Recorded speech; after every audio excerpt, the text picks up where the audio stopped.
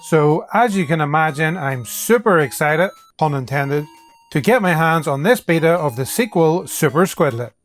If you want to check out the video for the first game, it's linked in the description below.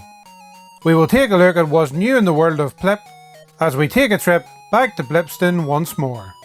Is this a worthy upgrade? Let's find out.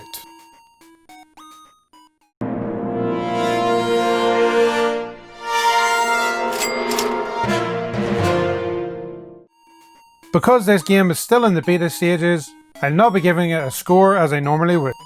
Instead, I'll give you an overview of the game and what to expect. But first we need to take a look at the background of the original game. Squidlit was the first game released by Samantha and Alex Barrett, and they decided to develop it with some limitations in mind. They decided to base it on one of my favourite handhelds of all time, the Nintendo Game Boy. So this time around they set out with a fresh set of limitations in mind. Super Squidlit is based instead on the limitations of the Game Boy Color. Now you can have up to 56 colours on the screen at one time. There's more processing power and a lot more space, and despite these limitations, this game is a huge upgrade on the original. The world looks even more magical than it did in the original. Even with just the addition of colour, it adds so much to the feel of the game. But that's not the only new thing in Super Squidlit. There's a new story, new enemies, new moveset for the main character, new mechanics including swimming, and a new game mode in the form of a first-person shooter. Now that is a huge upgrade.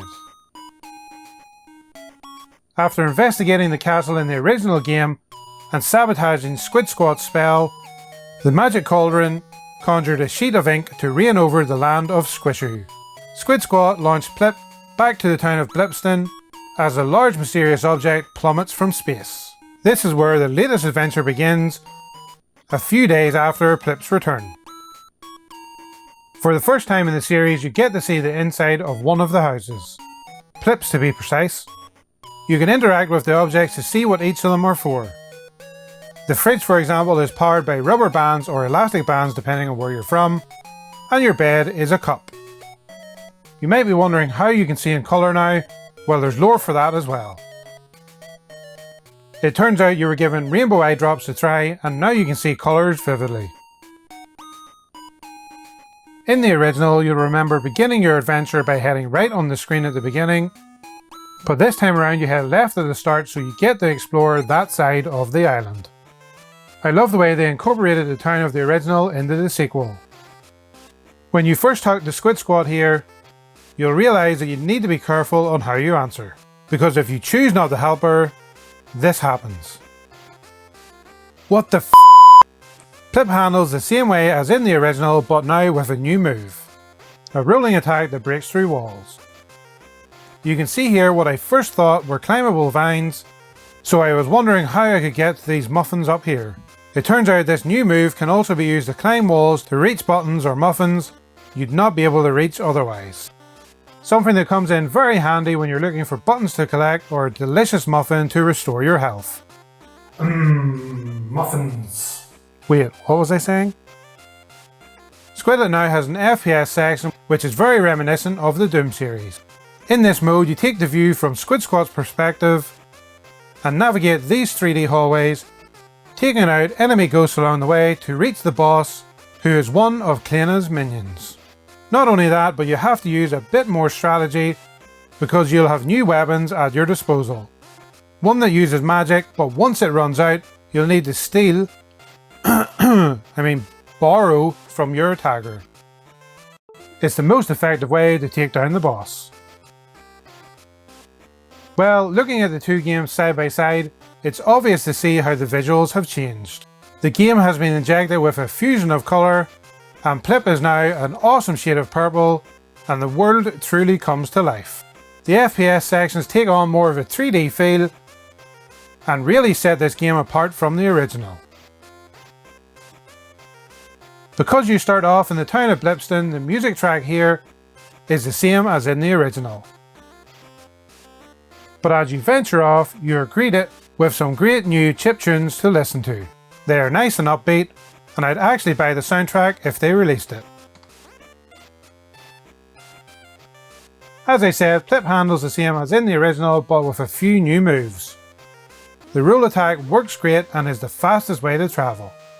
You can use it to break blocks to access new areas, use it to climb walls as I mentioned earlier like this, and some enemies even require you to roll into them before they become vulnerable to your ink. Super Squidlit feels like a true successor to the original, with the injection of colour, new moves, a new game mode, collectibles, new areas to explore, and a new soundtrack. There's nothing more you could ask for. For me, they definitely hit the nail on the head in every aspect. When I first played the demo, I couldn't defeat the boss at the end of it. I initially thought I'd experienced the glitch because the walls I was hiding behind suddenly disappeared and I was standing out in the open again. When I reached out to the developers with my feedback, I found out that this was actually an attack from the boss. That's right, she throws walls at you, meaning you have to be even more strategic when trying to defeat her. In the first build, her HP was higher than it was supposed to be, but that's fixed in the latest demo I have now, so you'll not have this issue in the final release. There's no doubt in my mind I'm grabbing this one when it releases. If, like me, you're a fan of the original, then this is 100% a must buy. It takes what the original had and adds even more to it.